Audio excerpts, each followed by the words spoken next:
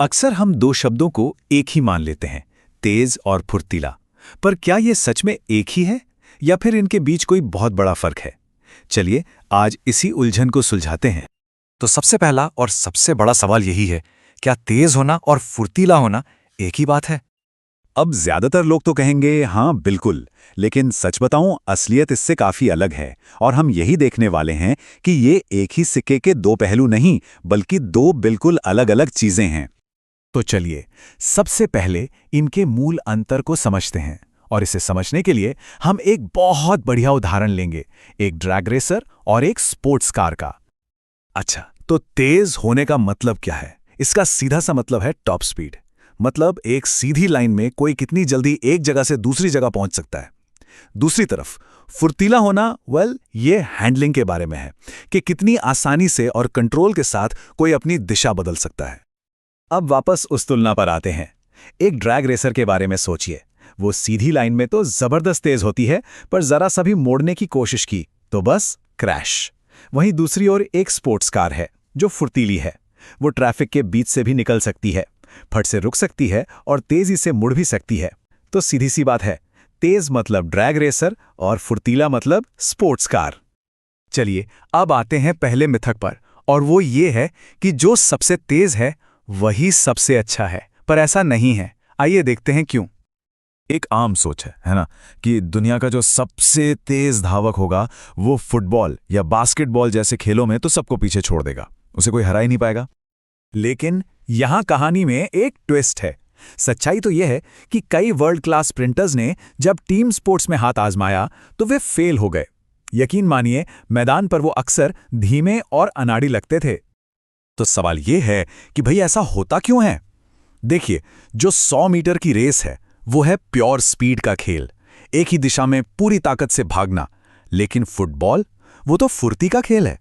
वहां अचानक रुकना पड़ता है, 90 डिग्री पर घूमना पड़ता है, पीछे हटना पड़ता है।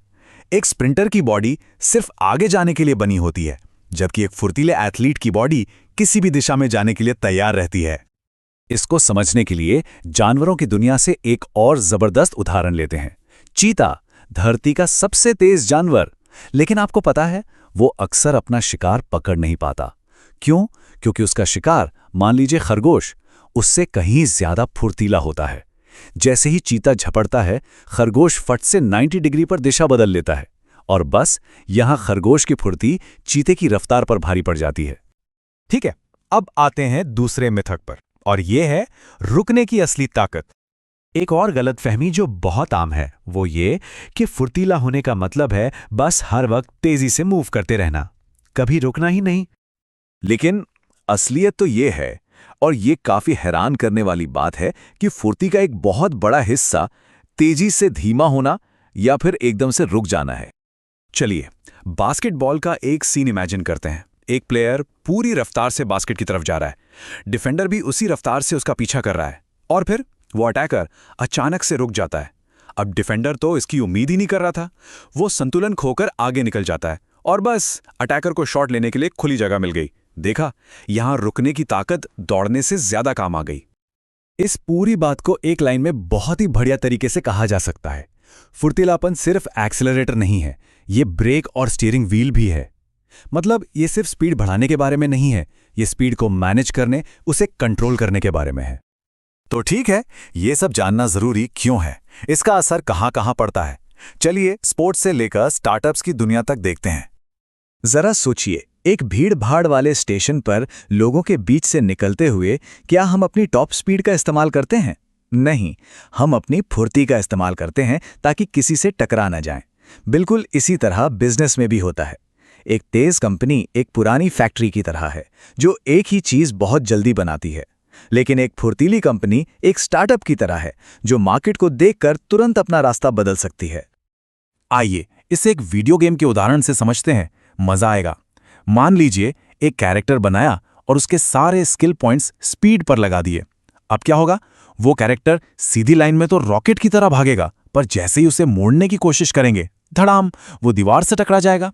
ये बिल्कुल हमारे ड्रैग रेसर जैसा है। अच्छा, अब दूसरा कैरेक्टर देखते हैं। इसके ज्यादातर पॉइंट्स एजिलिटी यानी फुर्ती पर लगाए गए हैं। अब शायद ये कैरेक्टर सबसे तेज ना हो, पर ये हमलों से आसानी से बच निकलेगा, पतली गलियों से निकल जाएगा और झट से पलट भी सकेगा।